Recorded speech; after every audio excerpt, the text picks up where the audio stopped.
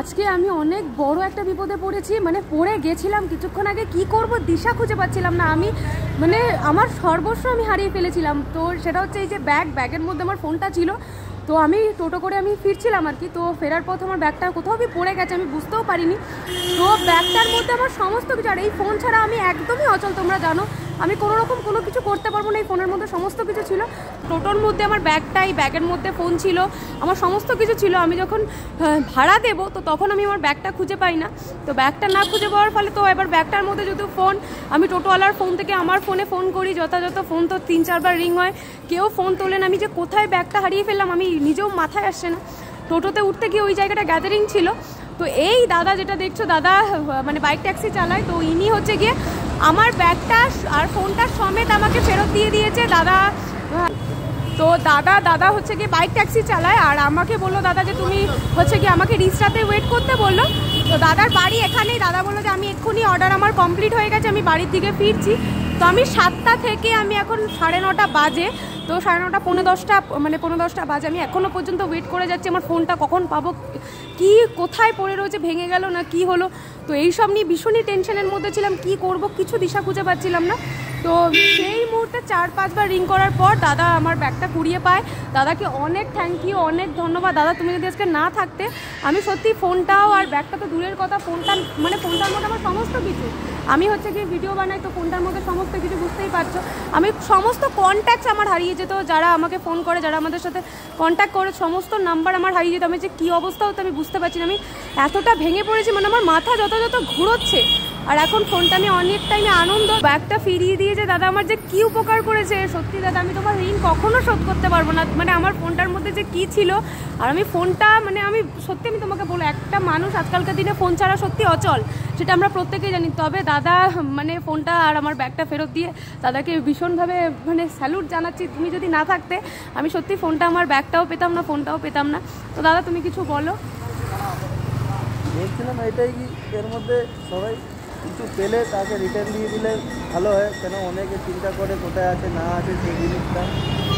খুব ভালো এটা রিটার্ন দিয়ে দিলে দাদা মানে ওনার অর্ডার ক্যান্সেল করে মানে বাড়ির দিকে আসার ছিল না, উনি বললো যে আমার রিস্টাতেই বাড়ি, তো অর্ডার ক্যান্সেল করে আমাকে ফোনটা রিটার্ন করতে আসলো। তো তাই তো দাদা, তাই তো বললে। তো দাদাকে বলো দাদা, রিটার্ন দিয়ে আমার খুবই ভালো লাগলো, খুব থ্যাংক ইউ সো মাচ দাদা, তুমি আমার ফোনটা ফেরত দিলে, আমার ব্যাগটা ফেরত দিলে। তো আমার ব্যাগের মধ্যে আমার অরিজিনাল ডকুমেন্টস ছিল। আমি অ্যাকচুয়ালি বেরিয়েছিলাম একটু, হাওড়া গেছিলাম, তো হাওড়া থেকে একটু উত্তরপাড়ায় কাজ ছিল, তো ওখান থেকে আমি ফিরছিলাম আর কি। এখন আমি রয়েছি হচ্ছে রিস্টাতে, তো এই দেখতে পাচ্ছ পেট্রোল পাম্প। তো আমাকে বিশালে, আমি একদম বিশালের সামনেই দাঁড়িয়ে রয়েছি। তো এখানে আমাকে দাদা বললো যে ঠিক আছে আপনি ওখানেই দাঁড়ান, আমার কাছাকাছি বাড়ি আছে। তার সাথে যখন কথা হয়, আমি টোটোওয়ালার ফোন থেকে যখন ফোন করি, দাদা বলে যে হচ্ছে গিয়ে তুমি বিশালের সামনে, আপনি বিশালের সামনে দাঁড়াও, তো তারপর আমি এসে দিচ্ছি। তো যাই হোক দাদা এসে আমাকে দেয়, আমি বিশালের সামনে দাঁড়িয়ে রয়েছি সেই 7টা থেকে এখন 9:30 বাজে। যাই হোক দাদা ভীষণই ব্যস্ত, আর সব থেকে আমার বুকটা এত চুকচুক করছে যে সত্যি পাবো তো না, হয় না, মনটা মানছে না, জানি না, বুঝতে পারছি না কি হবে, ফোনটা হারিয়ে গেছে। দাদা তোমাকে সত্যি স্যালুট যে আমি এতটা ওয়েট করেছি, ঠিক আছে কোনো ব্যাপার না, কিন্তু ফোনটা অ্যাটলিস্ট দাদার কাজ বন্ধ করে আমাকে ফোনটা ফেরত দিয়েছে, ব্যাগটা ফেরত দিয়েছে। দাদা তোমাকে অনেক থ্যাংক ইউ, অনেক থ্যাংক ইউ বলে ছোটো করবো না, মানে কী বলবো, আমি কী বলবো ভাষা খুঁজে পাচ্ছি না। তো যে ফোনটা যে পেয়েছে বা ব্যাগটা যে পেয়েছে, দাদা না কোনো রকম কোনো টাকা চেয়েছে যে আমি ফোনটা ফেরত দিয়ে দেবো, হয় অন্য কারোর হাতে হয়তো পড়লে জিনিসটা এটা হতো যে আমাকে টাকা দাও তারপরে ফোন দেবো বা কিছু বি। আমার ব্যাগে টাকা ছিল, অরিজিনাল ডকুমেন্টস ছিল, সেগুলো সমস্ত কিছু। দাদা না আমার কাছে টাকা চেয়েছে, না দাদা আমাকে কিছু বলেছে। দাদা আমাকে শুধু এটুকুই বলেছে যে তুমি একটু ওয়েট করো, আমার আপ ম্যাডাম আপ ওয়েট করিয়ে থোড়া লেট হোগা, তো এরকমভাবে আমাকে বললো। তো বলার পর যাই হোক আমি ফাইনালি আমার ফোনটা পেয়েছি, খুবই আনন্দ লাগছে। যতটা ভেঙে পড়েছিলাম, যতটা কষ্ট হয়েছিল, সত্যি এখন ভীষণই আনন্দ হচ্ছে। তো দাদা এইভাবে তুমি সৎপথে থেকো, ঠিক আছে? দাদার জন্য অনেক অনেক ভালোবাসা, তোমরাও দাদার জন্য প্রে করো। আর এই ঠান্ডায় মানে বাইক ট্যাক্সি করা বুঝতেই পারছো। যাই হোক, তো চলো টাটা। আপনাদেরকে সবাইকে বলছি যখন সময় পাবেন লোকের হেল্প করবেন, খুব মনটা দেখবেন খুব আনন্দ পাবেন।